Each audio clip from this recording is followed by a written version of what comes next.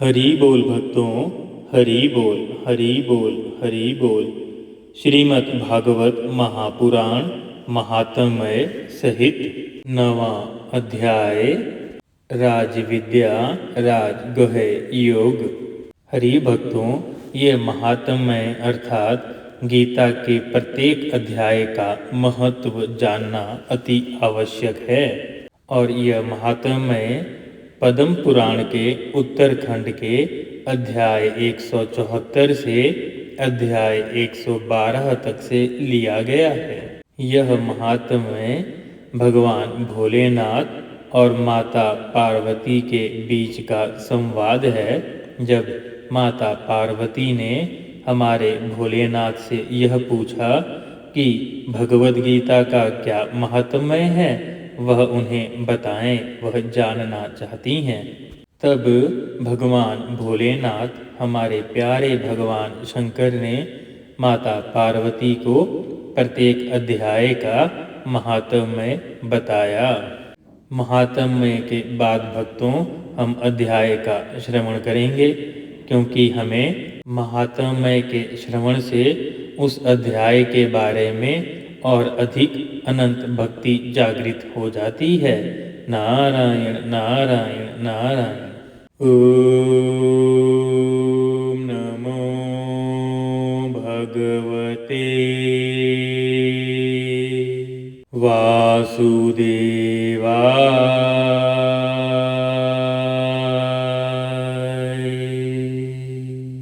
ओम नमो भगवते वासुदेवाय।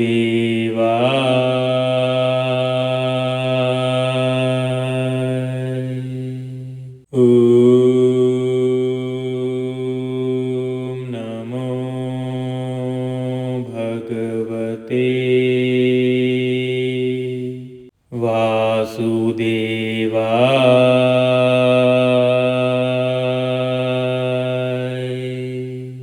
हरि बोल भक्तों, हरि बोल, हरि बोल, हरि बोल। इति श्रीमद् भगवत गीता रूपी उपनिषद एवं ब्रह्म विद्या तथा योग शास्त्र विषयक श्री कृष्ण और अर्जुन के संवाद में राजविद्या राजगुह्य योग नामक 9वां अध्याय महात्म्य प्रारंभ। महादेव जी कहते हैं, पार्वती, अब मैं आदर पूर्वक 9वें अध्याय के महात्म्य का वर्णन करूंगा। तुम स्थिर होकर सुनो। नर्मदा नदी के तट पर महेशमती नाम की एक नगरी है। वहाँ माधव नाम के एक ब्राह्मण रहते थे, जो वेदांगों के तत्वज्ञ और समय समय पर आने वाले अतिथियों के प्रेमी थे। उन्होंने विद्या के द्वारा बहुत धन कमाकर एक महान यज्ञ का अनुष्ठान आरंभ किया। उस यज्ञ में बलि देने के लिए एक बकरा मंगवाया गया। जब उसके शरीर की पूजा हो गई, तब सबको आश्चर्य में डालते हुए उस बकरे ने हंसकर उच्च स्वर से कहा, ब्राह्मण, इन बहुत से यज्ञों द्वारा क्या लाभ है? इनका फल तो नष्ट हो जाने वाला है, तथा ये जन्म, जरा और मृत्यु के भी कारण हैं। यह सब करने पर भी मेरी जो वर्तमान दशा है, वह देख लो। बकरे के इस अत्यंत कौतूहलजनक वचन को सुनकर यज्ञ मंडप में रहने वाले सभी लोग बहुत ही विस्मित हुए। तब वे यजमान ब्राह्मण हाथ जोड़कर अपलक नेत्रों से देखते हुए बकरे को प्रणाम करके श्रद्धा और आदर के साथ पूछने लगे। ब्राह्मण बोले, आप किस जाति के थे? आपका स्वभाव और आचरण कैसा था? तथा किस कर्म से आपको बकरे की योनि प्राप्त हुई, यह मुझे बतलाइए। भक्तों, यहाँ ध्यान दें यह जाति ये आज के समय वाली जाति नहीं है। पूर्ण काल में अर्थात पहले जाति अर्थात वर्ण कर्म के आधार पर होते थे। यहाँ पूछने का अभिप्राय यह है कि वह क्या करते थे, अर्थात उनका कर्म का वर्ण कौन सा था। बकरा बोला, ब्राह्मण, मैं पूर्व जन्म में ब्राह्मणों के अत्यंत निर्मल कुल में उत्पन्न हुआ था। समस्त यज्ञों का अनुष्ठान करने वाला और वेद विद्या में प्रवीण था। एक दिन मेरी स्त्री ने भगवती दुर्गा की भक्ति से विनम्र होकर अपने बालक के रोग की शांति के लिए बलि देने के लिए निमित्त मुझसे एक बकरा मांगा। तत्पश्चात जब चंडिका के मंदिर में वह बकरा मारा जाने लगा, उस समय उसकी माता ने मुझे श्राप दे दिया और ब्राह्मणों में नीच पापी, तू मेरे बच्चे का वध करना चाहता है, इसीलिए तू भी बकरे की योनि में जन्म लेगा। यहाँ एक गुप्त ज्ञान है भक्तों, इसीलिए किसी की बलि नहीं चढ़ानी चाहिए, क्योंकि मन से तो कष्ट निकलता ही है, चाहे जिसकी बलि चढ़ रही हो या जिसका वो बच्चा हो, उनके माता को भी तो दुख होता ही है, और जब दुख मन से निकलता है तो वह भी श्राप के बराबर ही होता है। द्विज श्रेष्ठ, तब कालवश मृत्यु को प्राप्त होकर मैं बकरा हुआ। यद्यपि मैं पशु योनि में पड़ा हुआ हूँ, तो भी मेरे अपने पूर्व जन्म का स्मरण मुझे बना हुआ है। ब्राह्मण, यदि आपको सुनने की उत्कंठा हो तो मैं एक और भी आश्चर्य की बात बताता हूँ।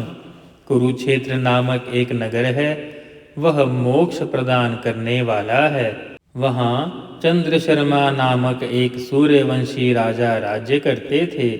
एक समय जबकि सूर्य ग्रहण लगा था, राजा ने बड़ी श्रद्धा के साथ काल पुरुष का दान करने की तैयारी की। उन्होंने वेद वेदांगों के परागामी एक विद्वान ब्राह्मण को बुलवाया और पुरोहित के साथ वे तीर्थ के पावन जल से स्नान करने को चले गए। तीर्थ के पास पहुंचकर राजा ने स्नान किया और 2 वस्त्र धारण किए। फिर पवित्र एवं प्रसन्नचित्त होकर उन्होंने श्वेत चंदन लगाया और बगल में खड़े हुए पुरोहित का हाथ पकड़कर तत्कालोचित मनुष्यों से घिरे हुए अपने स्थान पर लौट आए। आने पर राजा ने यथोचित विधि से भक्ति पूर्वक ब्राह्मण को काल पुरुष का दान किया।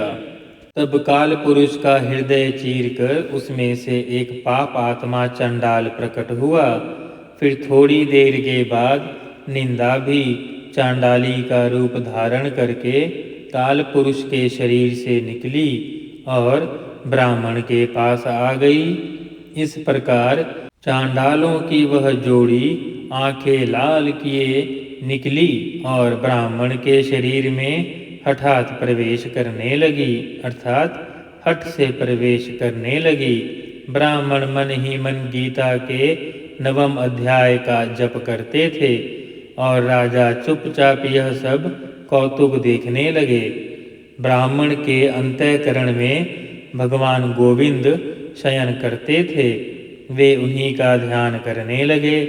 ब्राह्मण ने जब गीता के 9वें अध्याय का जप करते हुए अपने आश्रयभूत भगवान का ध्यान किया, उस समय गीता के अक्षरों से प्रकट हुए विष्णु दूतों द्वारा पीड़ित होकर वे दोनों चांडाल भाग चले।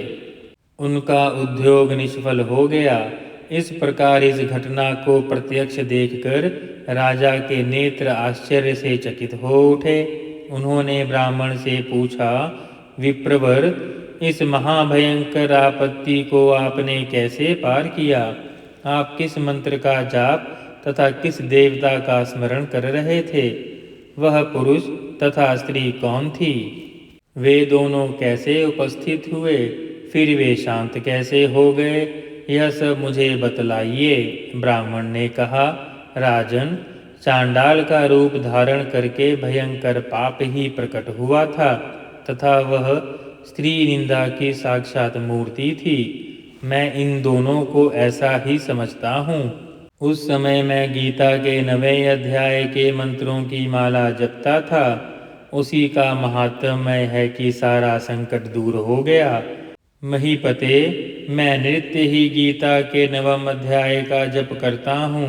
उसी के प्रभाव से प्रतिग्रह जनित आपत्तियों के पार हो सका हूँ। यह सुनकर राजा ने उस ब्राह्मण से गीता के 9वें अध्याय का अभ्यास किया। फिर वे दोनों ही परम शांति अर्थात मोक्ष को प्राप्त हो गए। यह कथा सुनकर ब्राह्मण ने बकरे को बंधन से मुक्त कर दिया और गीता के 9वें अध्याय के अभ्यास से स्वयं परम गति को प्राप्त किया। नारायण नारायण नारायण। गीता के 9वें अध्याय का महात्म्य संपूर्ण। आइए भक्तों, अब 9वें अध्याय का श्रवण करते हैं। ओम श्री परमात्मने नमः। इति श्रीमद्भगवद्गीतारूपी उपनिषद एवं ब्रह्म विद्या तथा योगशास्त्र विषयक श्री कृष्ण और अर्जुन के संवाद में राजविद्या राजगुह योग नामक 9वां अध्याय प्रारंभ। उसके उपरांत श्री कृष्ण भगवान बोले, हे अर्जुन, तुझ दोष दृष्टि से रहित भक्त के लिए इस परम गोपनीय ज्ञान को रहस्य के सहित मैं कहूँगा कि जिसको जानकर तू दुख रूप संसार से मुक्त हो जाएगा। यह ज्ञान सब विद्याओं का राजा तथा गोपनीयों का भी राजा एवं अति पवित्र उत्तम प्रत्यक्ष फल वाला और धर्मयुक्त है। साधन करने को बड़ा सुगम और अविनाशी है। हे परंतप, इस तत्व ज्ञान रूप धर्म में श्रद्धा रहित पुरुष मेरे को न प्राप्त होकर मृत्यु रूप संसार चक्र में भ्रमण करते हैं। हे अर्जुन, मुझ सच्चिदानंद घन परमात्मा से यह सब जगत जल से बर्फ के सदृश परिपूर्ण है और सब भूत मेरे अंतर्गत संकल्प के आधार स्थित है। इसीलिए वास्तव में मैं उनमें स्थित नहीं हूँ। अर्थात भक्तों, यहाँ भगवान क्या कह रहे हैं? सब जगत जल से बर्फ के सदृश परिपूर्ण है और सब भूत मेरे अंतर्गत संकल्प के आधार स्थित हैं। इसीलिए वास्तव में मैं उनमें स्थित नहीं हूँ और वे सब भूत मेरे में स्थित नहीं हैं। किंतु मेरी योग माया और प्रभाव को देख कि भूतों का धारण पोषण करने वाले और भूतों को उत्पन्न करने वाला भी मेरा आत्मा वास्तव में भूतों में स्थित नहीं है। अर्थात प्रभु यह कहना चाहते हैं कि पंचभूतों से बना हुआ शरीर या पूरा ब्रह्मांड जितने भी भूतों से बना हुआ है, प्रभु की आत्मा का उससे संबंध नहीं है। प्रभु आत्मा रूप में सब में स्थित हैं, लेकिन भूतों में स्थित नहीं हैं। क्योंकि जैसे आकाश से उत्पन्न हुआ सर्वत्र विचरने वाला महान वायु सदा ही आकाश में स्थित है, वैसे ही मेरे संकल्प द्वारा उत्पत्ति वाले होने से संपूर्ण भूत मेरे में ही स्थित हैं, ऐसा जान। हे अर्जुन, कल्प के अंत में सब भूत मेरी प्रकृति को प्राप्त होते हैं, अर्थात प्रकृति में लय होते हैं, और कल्प के आदि में मैं उनको फिर रचता हूँ। कैसे कि अपनी त्रिगुणमयी माया को अलिंगकार करके स्वभाव के वश से परतंत्र हुए इस संपूर्ण भूत समुदाय को बारंबार उनके कर्मों के अनुसार रचता हूँ। हे अर्जुन, उन कर्मों में आसक्ति रहित और उदासीन के सदृश। हरि भक्तों, उदासीन का अर्थ हुआ जिसके संपूर्ण कार्य कर्तव्य भाव के बिना अपने आप सत्ता मात्र से ही होते हैं, उसका नाम उदासीन के सदृश है। प्रभु कहते हैं, हे अर्जुन, उन कर्मों में आसक्ति रहित और उदासीन के सदृश स्थित हुए मुझ परमात्मा को वे कर्म नहीं बांधते। हे अर्जुन, मुझ अधिष्ठाता के साकार से यह मेरी माया चराचर सहित सर्व जगत को रचती है और इस ऊपर कहे हुए हेतु से यह संसार आवागमन रूप चक्र में घूमता है। ऐसा होने पर भी संपूर्ण भूतों के महान ईश्वर रूप मेरे परम भाव को न जानने वाले यह मूढ़ लोग मनुष्य का शरीर धारण करने वाले मुझ परमात्मा को तुच्छ समझते हैं, अर्थात अपनी योग माया से संसार के उद्धार के लिए मनुष्य रूप में विचरते हुए साधारण मनुष्य मानते हैं, जो कि वृथा आशा, वृथा कर्म और वृथा ज्ञान वाले अज्ञानी जन राक्षसों के और असुरों के जैसे मोहित करने वाले तामसी स्वभाव को ही धारण किए हुए हैं। हरि भक्तों, तामसी स्वभाव अर्थात लोगों को कष्ट देना, मांस मदिरा का सेवन करना। अब इसका अभिप्राय यह नहीं है कि मंगलवार और बृहस्पतिवार को मांस नहीं खाया, बाकी दिन खाया तो आप सनातनी हुए। नहीं, आप राक्षस कुल के हुए और यह व्यवहार राक्षसी हुआ। शास्त्र यही कहता है। अतः चोरी करना, किसी को कष्ट पहुंचाना, हत्या करना, अन्य अन्य बुरे कर्म। अब इसको दोबारा सुने।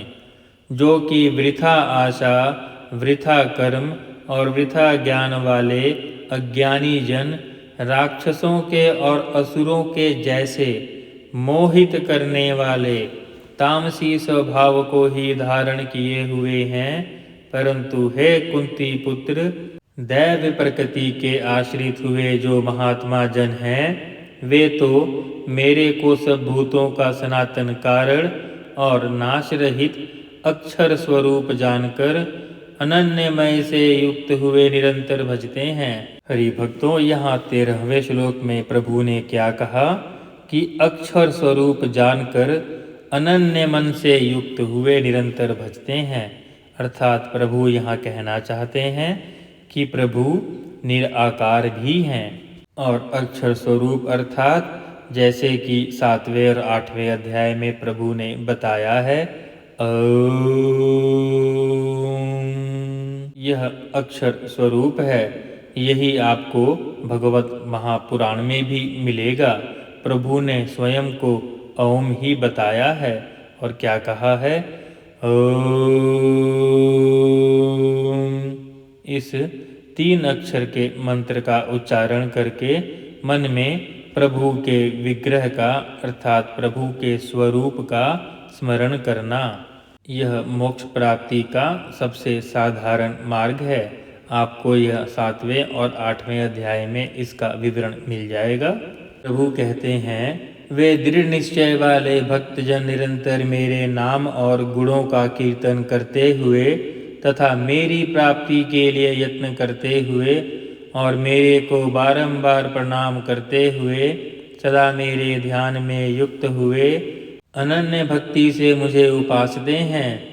उनमें कोई तो मुझे विराट स्वरूप परमात्मा को ज्ञान यज्ञ के द्वारा पूजन करते हुए एकत्व भाव से अर्थात जो कुछ है सब वासुदेव ही है इस भाव से उपासते हैं, तो दूसरे पृथक भाव से अर्थात स्वामी सेवक भाव से और कोई कोई बहुत प्रकार से भी उपासते हैं। प्रिय भक्तों, यह 15वां श्लोक अति महत्वपूर्ण है।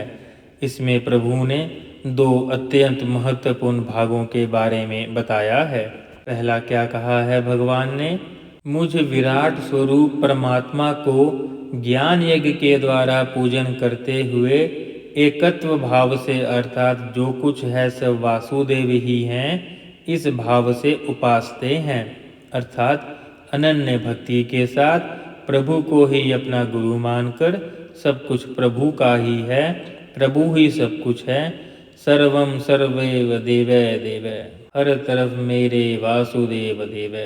और दूसरा है गुरु शिष्य पद्धति, अर्थात दूसरे पृथक भाव से, अर्थात स्वामी सेवक। यहाँ दो पद्धतियाँ आती हैं। पहला, प्रभु को ही गुरु मान करके उनके सेवक का भाव। दूसरा, गुरु शिष्य पद्धति, अर्थात गुरु को मान करके उनकी शरण ले करके फिर प्रभु की उपासना करना उनके बताए हुए मार्ग के द्वारा। और कोई कोई बहुत प्रकार से भी उपासते हैं, क्योंकि कृतु अर्थात श्रौत कर्म मैं ही हूँ, यज्ञ अर्थात पंच महायज्ञ आदि सर्मार्थ कर्म मैं ही हूँ, स्वधा अर्थात पितरों का निमित्त दिया जाने वाला अन्न मैं ही हूँ, औषधि अर्थात सब वनस्पतियाँ मैं ही हूँ, एवं मंत्र मैं ही हूँ, घृत मैं ही हूँ, अग्नि मैं ही हूँ, और हवन रूप क्रिया भी मैं ही हूँ। हे अर्जुन, मैं ही इस संपूर्ण जगत का धाता अर्थात धारण पोषण करने वाला एवं कर्मों के फल को देने वाला तथा पिता माता और पितामह हूँ, और जानने योग्य पवित्र ओंकार तथा ऋग्वेद सामवेद और यजुर्वेद भी मैं ही हूँ।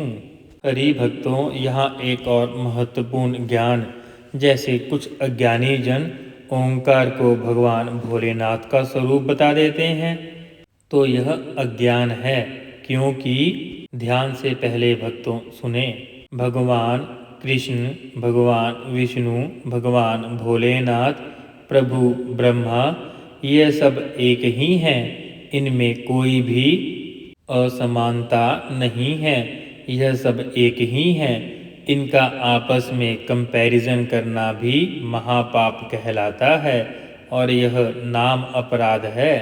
इसका विवरण आपको नारद पुराण में सेवा अपराध और नाम अपराध के अध्याय में मिल जाएगा।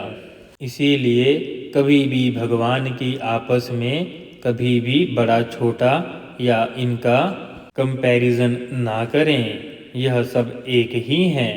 नारायण नारायण नारायण, अर्थात भोलेनाथ, कृष्ण भगवान, ब्रह्मा जी, ये सब एक ही हैं। प्रभु क्या कहते हैं? पवित्र ओंकार मैं ही हूँ, ऋग्वेद सामवेद और यजुर्वेद भी मैं ही हूँ। हे अर्जुन, प्राप्त होने योग्य तथा भरण पोषण करने वाला, सबका स्वामी, शुभाशुभ का देखने वाला, सबका वास स्थान और शरण लेने योग्य तथा प्रति उपकार न चाहकर हित करने वाला, और उत्पत्ति प्रलय रूप तथा सबका आधार, निधान और अविनाशी कारण भी मैं ही हूँ। मैं ही सूर्य रूप हुआ तपता हूँ तथा वर्षा को आकर्षण करता हूँ और वर्षाता हूँ, अर्थात बारिश करवाता हूँ। और हे अर्जुन, मैं ही अमृत और मृत्यु एवं सत्य और असत्य भी सब कुछ मैं ही हूँ। हरि भक्तों, अब यहाँ हम इस असमंजस में पड़ जाएंगे कि प्रभु ने कहा असत्य भी मैं ही हूँ, तो प्रभु ने हमेशा यह कहा है कि शास्त्र अनुसार अपना आचरण करें, और किसी के प्राण बचाने के लिए अगर असत्य भी बोलना पड़े तो वह भी पुण्य के समान है, परंतु इससे सात्विक मार्ग के द्वारा उनका भला होना चाहिए। जैसे याद है, अश्वत्थामा मारा गया, महाभारत युद्ध में यह झूठ बोलवाया गया था ताकि महाभारत में धर्म की स्थापना हो सके और गुरु द्रोणाचार्य का वध हो सके।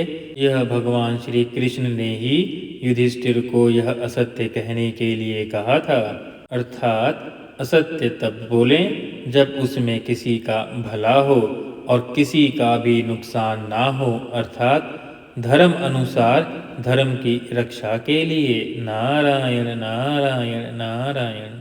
परंतु जो तीनों वेदों में निधान किए हुए सकाम कर्मों को करने वाले और सोम रस को पीने वाले, अर्थात सकाम कर्म अर्थात स्वयं अपने लिए ही अपने भोगों के लिए अपनी इच्छाओं की पूर्ति के लिए अर्थात सेल्फिश लोग सकाम कर्मों को करने वाले और सोमरस को पीने वाले एवं पापों से पवित्र हुए पुरुष मेरे को यज्ञ के द्वारा पूज कर स्वर्ग की प्राप्ति को चाहते हैं।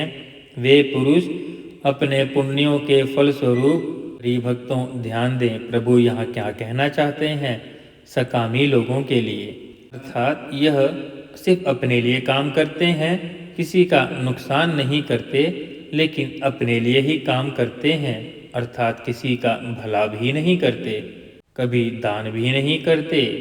ऐसे लोगों के लिए प्रभु क्या कहते हैं, परंतु जो तीनों वेदों में विधान किए हुए सकाम कर्मों को करने वाले और सोमरस को पीने वाले एवं पापों से पवित्र हुए पुरुष मेरे को यज्ञों के द्वारा पूज कर स्वर्ग की प्राप्ति चाहते हैं, वे पुरुष अपने पुण्य के फल स्वरूप इंद्रलोक को प्राप्त होकर स्वर्ग में दिव्य देवताओं के भोगों को भोगते हैं। वे उस विशाल स्वर्गलोक को भोग कर पुण्य क्षीण होने पर, अर्थात जब उनके पुण्य कम हो जाते हैं, पुण्य क्षीण होने पर मृत्यु लोक को प्राप्त होते हैं, अर्थात वह दोबारा जन्म लेते हैं। इस प्रकार स्वर्ग के साधन रूप तीनों वेदों में कहे हुए सकाम कर्म के शरण हुए और भोगों की कामना वाले पुरुष बारंबार जाने आने को प्राप्त होते हैं, अर्थात बार बार जन्म मृत्यु के चक्कर में पड़े रहते हैं, मोक्ष को प्राप्त नहीं होते, अर्थात पुण्य के प्रभाव से स्वर्ग में जाते हैं और पुण्य क्षीण होने पर मृत्यु लोक में आ जाते हैं, अर्थात पुनः जन्म लेते हैं। 22वें श्लोक में भक्तों प्रभु निष्काम भाव वाले भक्तों के बारे में बताएंगे, अर्थात शुद्ध भक्त के बारे में। प्रभु कहते हैं, अनन्य भाव से मेरे में स्थित हुए भक्तजन मुझ परमेश्वर को निरंतर चिंतन करते हुए निष्काम भाव, अर्थात जिसकी कोई इच्छा ही नहीं है, वह सिर्फ प्रभु को भज रहा है, निष्काम भाव से भजते हैं, उन नित्य एक ही भाव से मेरे में स्थिति वाले पुरुषों का योगक्षेम, भक्तों योगक्षेम का अर्थ होता है भगवत के स्वरूप की प्राप्ति का नाम योग है और भगवत प्राप्ति के निमित्त हुए साधन की रक्षा का नाम क्षेम है। मेरे में स्थिति वाले पुरुषों का क्षेम मैं स्वयं प्राप्त कर देता हूँ। हे अर्जुन, यद्यपि श्रद्धा से युक्त हुए जो सकामी भक्त दूसरे देवताओं को पूजते हैं, वे भी मेरे को ही पूजते हैं, अर्थात भक्तों प्रभु ने कई देवताओं की उत्पत्ति की, कई वरदानों, कई चीज़ों की, कई अभिलाषाओं की पूर्ति के लिए, जैसे धन के लिए, बल के लिए, काम के लिए, अन्य अन्य। और जब पुरुष उनको अपने कामों की पूर्ति के लिए, इच्छाओं की पूर्ति के लिए उनको पूजता है या उनका मंत्र पढ़ता है, तो वह भी भगवान श्री विष्णु भगवान अर्थात कृष्ण भगवान की ही उपासना कर रहे होते हैं, परंतु इसमें अंतर है, क्योंकि वह देवताओं को प्राप्त होंगे, वह मोक्ष को प्राप्त नहीं होंगे। आइए सुनते हैं। यद्यपि श्रद्धा से युक्त हुए जो सकामी भक्त दूसरे देवताओं को भजते हैं, वे भी मेरे को ही पूजते हैं, किंतु उनका वह पूजना अविधि पूर्वक है, अर्थात अज्ञान पूर्वक है, क्योंकि भक्तों सकाम भाव से पूजते हैं ना, क्योंकि यज्ञों का भोक्ता और स्वामी भी मैं ही हूँ, परंतु वे मुझ अधियज्ञ स्वरूप परमेश्वर को तत्व से नहीं जानते, इसी से गिरते हैं, अर्थात पुनर्जन्म को प्राप्त होते हैं।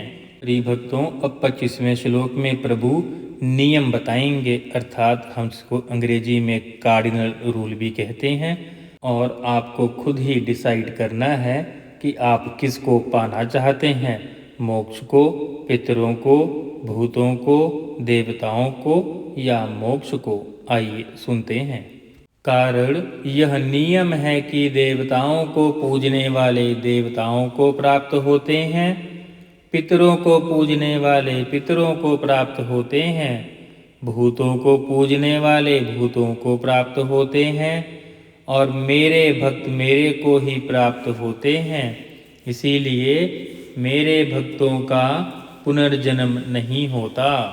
हे अर्जुन, मेरे पूजन में यह सुगमता है कि पत्र, पुष्प, फल, जल इत्यादि जो कोई भक्त मेरे लिए प्रेम से अर्पण करता है, अर्थात कुछ भी प्रभु को आप प्रेम से अर्पण करोगे, उस शुद्ध बुद्धि निष्काम भक्त का प्रेम पूर्वक अर्पण किया हुआ वह पत्र, पुष्पक आदि अर्थात एक पत्ता भी छोटा सा भक्तों, जितनी आपकी सामर्थ्य हो, यथा सामर्थ्य नहीं है तो प्रभु एक तुलसी के पत्ते से भी अत्यंत खुश हो जाते हैं, अगर शुद्ध बुद्धि और शुद्ध प्रेम से अर्पण किया गया हो।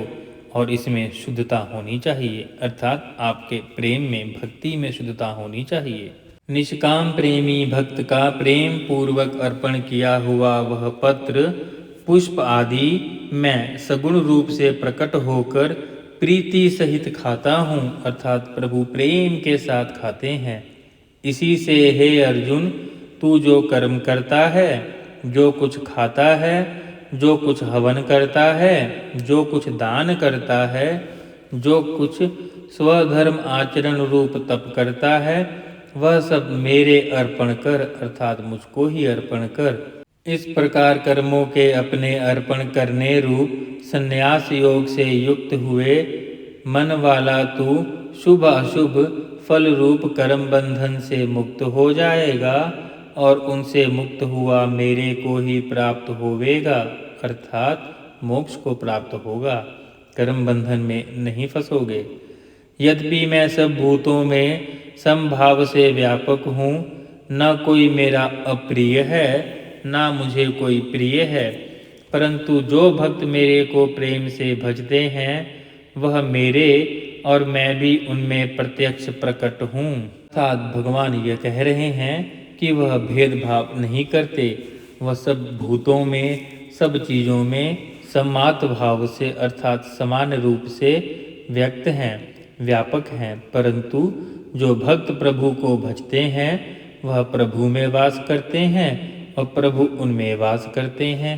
जैसे सूक्ष्म रूप से सब जगह व्यापक हुआ भी अग्नि साधनों द्वारा प्रकट करने से ही प्रत्यक्ष होती है, वैसे ही सब जगह स्थित हुआ परमेश्वर भी भक्ति से भजने वाले के ही अंतःकरण में प्रत्यक्ष रूप से प्रकट होते हैं।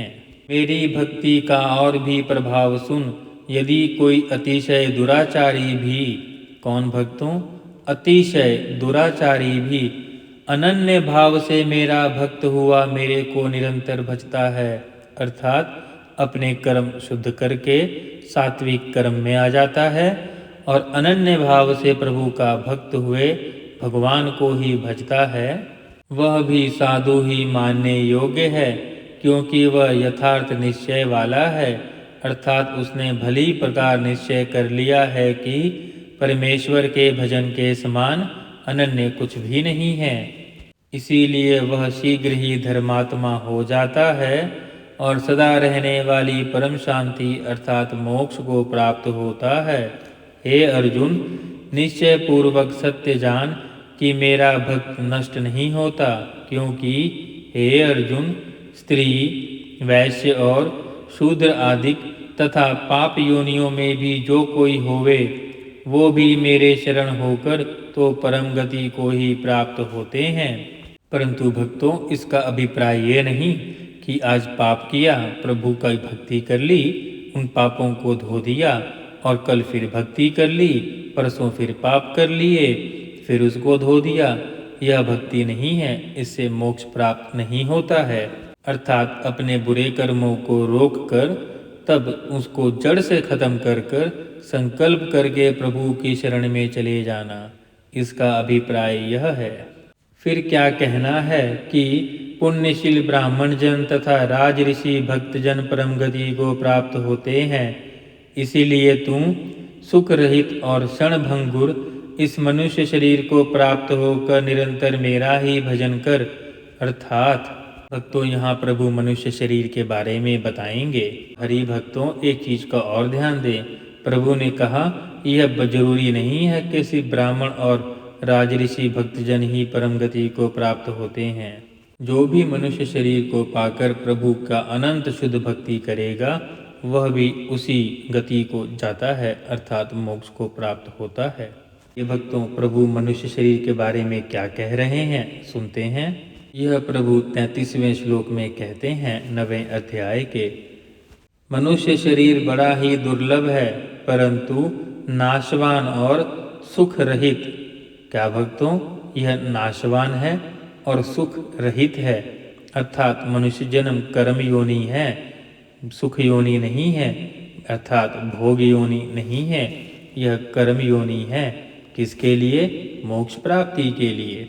मनुष्य शरीर बड़ा ही दुर्लभ है परंतु नाशवान और सुख रहित, इसीलिए काल का भरोसा न करके तथा अज्ञान से सुख रूप भासने वाले विषय भोगों में न फंसकर मेरा ही भजन कर। यह प्रभु ने आज्ञा दी है। केवल मुझ सचितानंद घन वासुदेव परमात्मा में ही अनन्य प्रेम से नित्य निरंतर अचल मन वाला हो और मुझ परमेश्वर को ही श्रद्धा प्रेम सहित निष्काम भाव से नाम गुण और प्रभाव के श्रवण कीर्तन मनन और पठन पाठन द्वारा निरंतर भजने वाला हो तथा मुझ शंख चक्र गदा पद्म और किरीट कुंडल आदि भूषणों से युक्त अर्थात आभूषणों से युक्त पीतांबर वनमाला और कौस्तुभ मणिधारी विष्णु का मन वाणी और शरीर के द्वारा सर्वस्व अर्पण करके अतिशय श्रद्धा और भक्ति और प्रेम से विहलता पूर्वक पूजने वाला हो। हरि भक्तों यहाँ 34वें श्लोक में प्रभु ने अपना स्वरूप बताया है और 8वें अध्याय में प्रभु ने क्या कहा था? ओम का उच्चारण करके मेरे स्वरूप को मन में स्मरण करना। तो प्रभु ने यहाँ 9वें अध्याय के 35वें श्लोक में अपना स्वरूप भी बताया। और मुझ सर्वशक्तिमान विभूति बल ऐश्वर्य माधुर्य गंभीरता उदारता वात्सल्य और सुहदता आदि गुणों से संपन्न सबके आश्रय रूप वासुदेव विनय भाव पूर्वक भक्ति सहित साष्टांग दंडवत प्रणाम कर।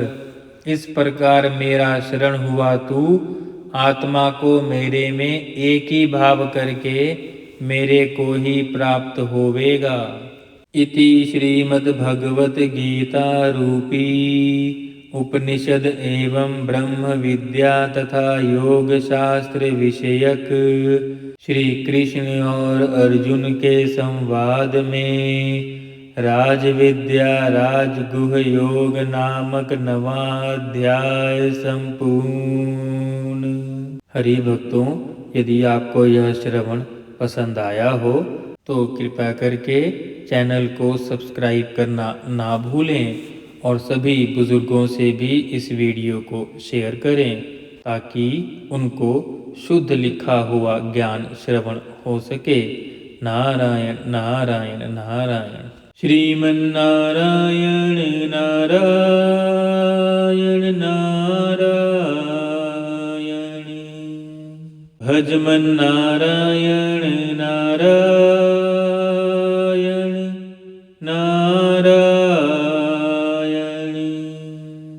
श्रीमन्नारायण नारायण नारायण भजमन नारायण नारायण नारायण श्रीमन्नारायण नारायण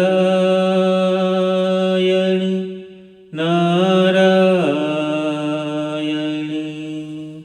हरि बोल भक्तों हरि बोल हरि बोल हरि बोल।